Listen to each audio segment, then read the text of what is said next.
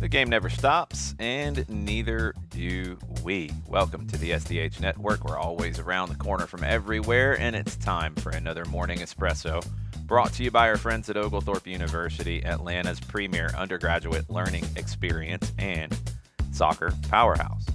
I'm Jason Longshore. Penalty kicks decided titles in Mexico and Argentina.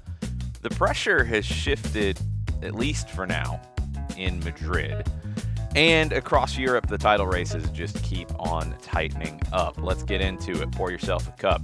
We'll go to Mexico to start things off. Toluca are your champions again, and somehow it all came back to Alexis Vega. 6 months ago, he was the hero leading Toluca to the title. This time, he didn't even dress for the first leg of the final, still dealing with a hamstring injury that kept him sidelined late in the year. He came on very late in the second leg with the aggregate score tied. It felt like this story was gonna belong to somebody else, and for a while it did. Tigres opened the scoring with APG, Andre Pierre Gignac, who's retiring in the summer. The legendary Frenchman, he opened the scoring off of a deflection. I'm not sure if he ends up getting credit for that goal or not. But it looked like it was going to be his moment. It looked like it was going to be Tigres' moment. Then Paulinho scored a ridiculous curler. Just an incredible goal. And it goes to extra time. Luis Garcia came off the bench. The penalty shootout goes all the way through everybody. It came down to the goalkeepers. Both goalkeepers were saved. Luis Garcia saved Nahuel Guzman, and then Guzman's penalty was saved as well. It always is drama-filled in Liga MX, and it goes back around to round 12, and Vega ends up converting on the penalty, firing it past Guzman, and Toluca wins their 12th league title. Vega, you got to remember, he was run out of Chivas. He returned home to Toluca. Turco Mohamed gave him structure, gave him trust, gave him an opportunity to reset his career, and it benefits everybody. Vega is focused on getting into the Mexican national team for the World Cup on home soil, and now Toluca have won another title. This one ties Chivas for the second most titles in Mexican soccer history. And it really starts to cement Toluca as a powerhouse right now in the game, alongside Club America, alongside, well, Chivas hasn't won in a little while, but they're still always going to be in that mix. They're kind of like the Dallas Cowboys. Toluca, though, are your champions in Mexico. Estudiantes are your champions in Argentina, and this one was a shock. They win the Clausura title by defeating Racing Club on penalties. And this is just what they do. It's never easy for Estudiantes. They kind of thrive in these situations where they're the underdog and they're not fancied and they're not liked. And I feel like the more that happens, the stronger they get somehow. Now, some of this was self-inflicted. Remember, they were the last team to get into the postseason. They were playing at Rosario Central, the team that was awarded a brand new trophy created out of thin air, and Estudiantes was told to give them a guard of honor after being handed that trophy in an office. And Estudiantes, being the rebellious sort that they are, they stood there for the guard of honor, but they turned their backs on it. And that got everybody riled up, and the Argentine Federation announced a ton of suspensions, including for the president, Juan Sebastian Veron, for players, all going to take effect in the next season. Veron, his suspension's already active. He had to watch this match from the stands. And again, when these things happen with Estudiantes, it feels like they get stronger. So they were seconds from losing. Racing had the lead, and Guido Carrillo, his 92nd minute header forced extra time. Fernando Muslera was excellent in the shootout, and they win the title, Estudiantes. One win in their final 7. They were written off again and again. And then they got through Rosario Central, Central Córdoba, Gimnasia, their rivals in La Plata, and then finally Racing. Juan Sebastian Veron, they brought the trophy to him in the stands. I mean, just it was wild scenes for this one. and they get their title. It's their first one in 15 years, their 7th overall. And just again, remember, the louder the rebelliousness gets for Estudiantes, generally the more likely it is that they're going to be successful around it. Let's go to Madrid, a club that doesn't always like the rebellion, but sometimes they create their own rebellions, and they were in the process of doing that as talk was getting very loud about Xabi Alonso and moving on from him. They needed a moment here in this one on the road at Alavés. They got a couple. Kylian Mbappé returned from injury. He opened the scoring. Then, as Madrid has done quite a bit over the last few years, they give up a goal. They come back, and Rodrigo gets the second goal, his first in a long time. Madrid wins 2-1. They move back within 4 points of Barcelona. I think the biggest moment in this one, and it made me do a double take watching it, was when Vinicius Jr. was substituted after Rodrigo's winner. He hugged Xabi Alonso. He hugged him. I mean, it felt like Big Bang Theory and Sheldon hugging Penny for a minute there, because it's like, what? After the way that Vinicius Jr. has acted and the talk about Xabi losing the dressing room, this felt like more than just a spontaneous thing. It really did. I think it matters. It doesn't erase everything. I think it changes the temperature is a fair way to put it. The club should be supporting Xabi Alonso more than they have. And they haven't done what I think Bayer Leverkusen did. And Fernando Caro, the CEO at Leverkusen, he added some context about it, talking about the isolation politically that Xabi faces in Madrid compared to what he came from at Leverkusen in Germany. It's a different culture, and maybe Xabi has to react differently to it. But this action of Vinicius Jr. hugging his manager after all of the issues that those two have had and all of the talk that has been made about Alonso losing the locker room, this felt really important for Real Madrid. We'll see if it can continue. They still have to continue to pick up wins there in the Copa del Rey in the midweek. We'll talk about that as we get closer to it. Let's bounce around Europe. We'll start in England. Arsenal remain top, even though they did not look good in a win over Wolves. They actually conceded a goal to Wolves, but then pulled it out late to win that one. These things happen. They got it done. Manchester City and Aston Villa refused to let them breathe. Erling Haaland, of course, doing the business for Manchester City. 101 Premier League goals already. He's still accelerating. Villa came from behind twice to beat West Ham, extending a run that has them in the mix in the title conversation.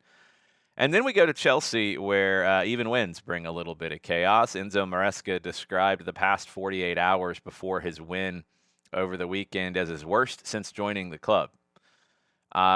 He talked about not being supported at the club, or he talked about the club not providing support to him and the players. It was a little ambiguous, and he was asked if he was talking about fans or if he was talking about internal, and he still left it ambiguous, but he praised the fans. It kind of goes back to what I was just saying about Leverkusen supporting Xabi Alonso and him being isolated at Madrid. Chelsea kind of has some of that, where you get lots of power plays within the club, it feels like. And managers don't always get the support that they should have. Mauricio Pochettino went through this at Chelsea. That's something that will always lead to chaos when it shouldn't. And I've said it before. I did not necessarily expect that I would be so supportive of Enzo Maresca. He's really won me over with the work that he's done and the big wins that he's had.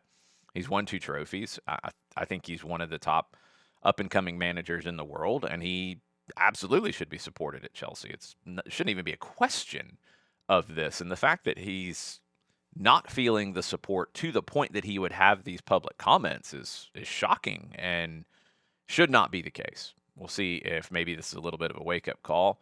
Probably not for the folks in charge in London. Elsewhere in Europe, Inter, they have moved to the top of Serie A. Bayern, they needed a late Harry Kane penalty to avoid embarrassment against Mainz. They end up getting a point, so it's still embarrassing, but they almost lost.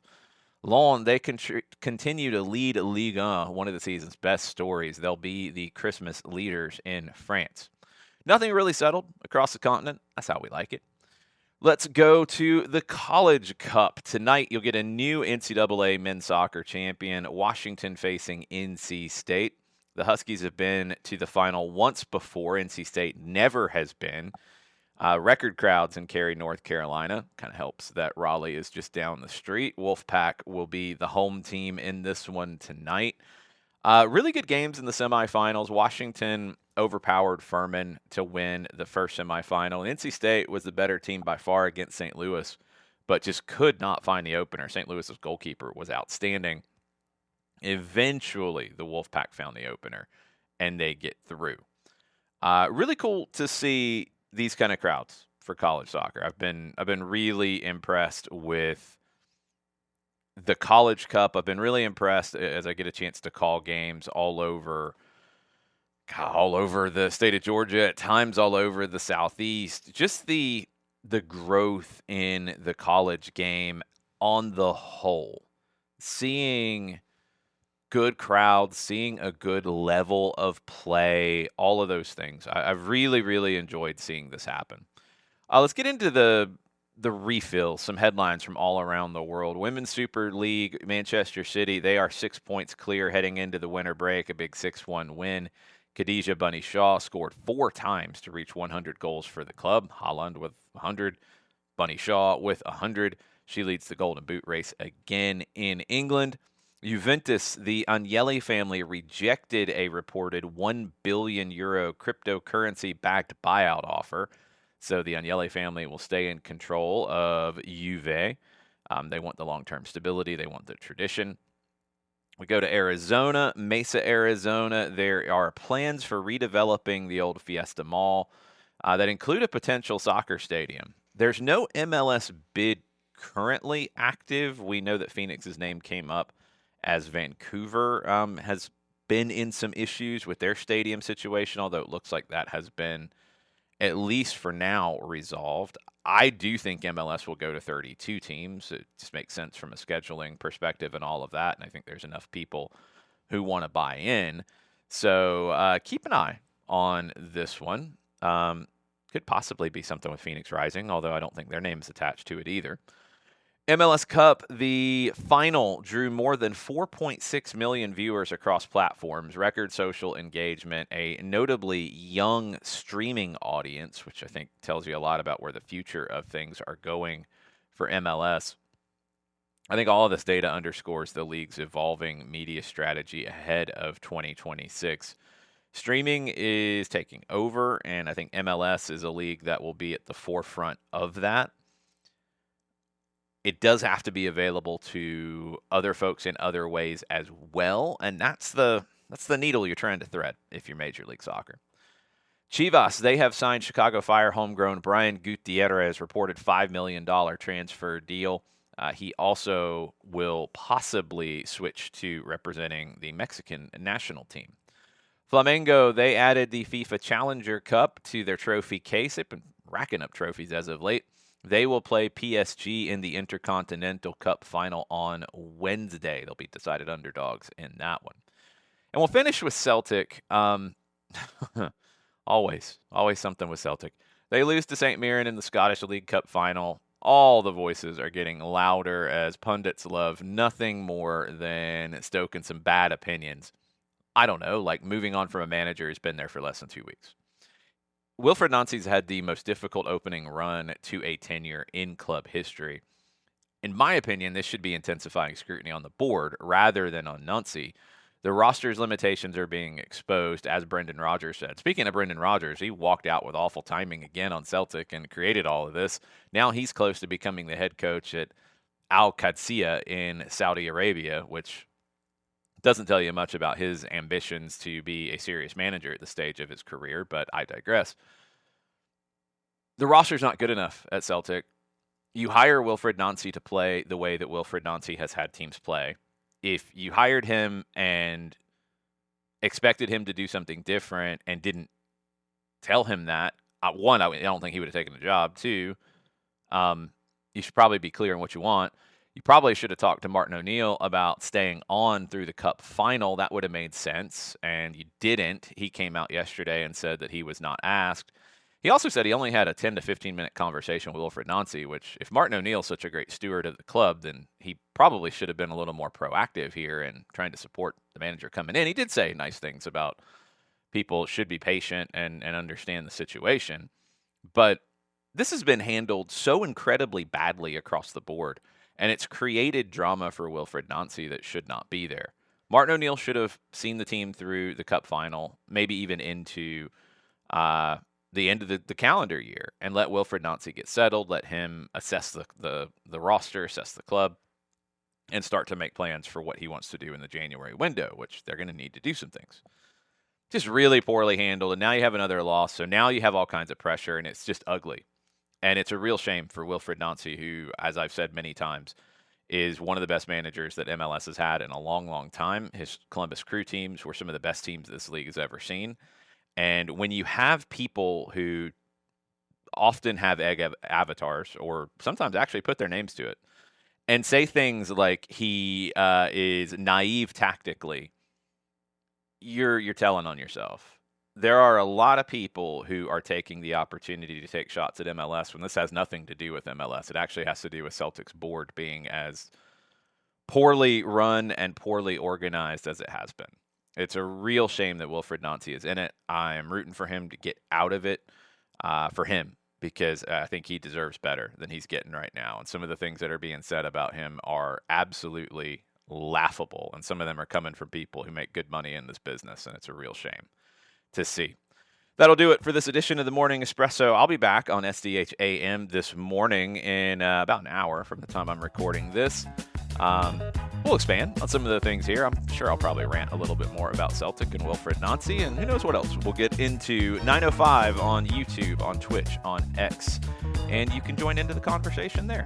I will be talking to you shortly. We'll have another edition of the Morning Espresso coming up tomorrow, presented by our friends at Oglethorpe University.